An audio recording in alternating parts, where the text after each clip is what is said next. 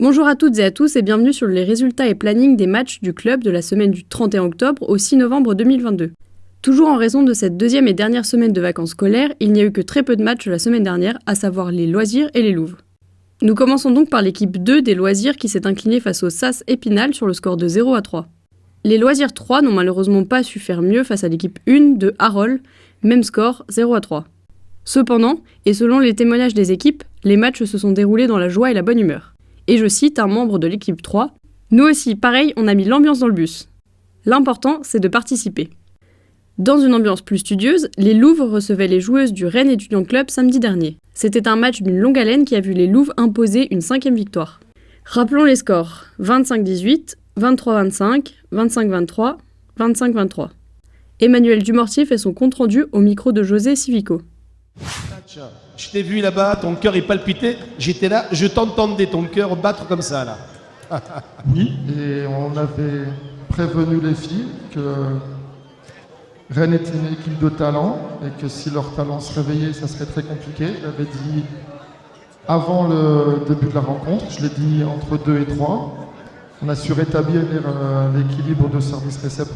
On a été dominé au deuxième. Mais si Rennes continue à ce niveau-là, elles seront en play-off. Si nous, on continue à ce niveau-là, on sera en play-off aussi. Oui, tu as déclaré en début de semaine que Rennes était une équipe de qualité et il sera difficile certainement de la battre. Hein. On a vu ce soir, ça s'est joué quand même à quelques sets, hein, c'est bien. À quelques points, voilà. Et on est très souvent derrière au score. Jusque 20-22, on est derrière au score. Donc...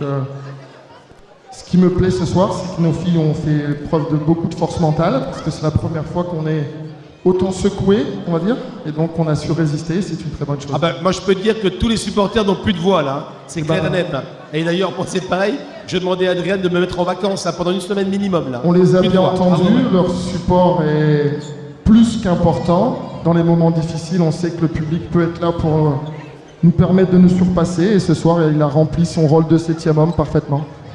Merci coach, merci beaucoup.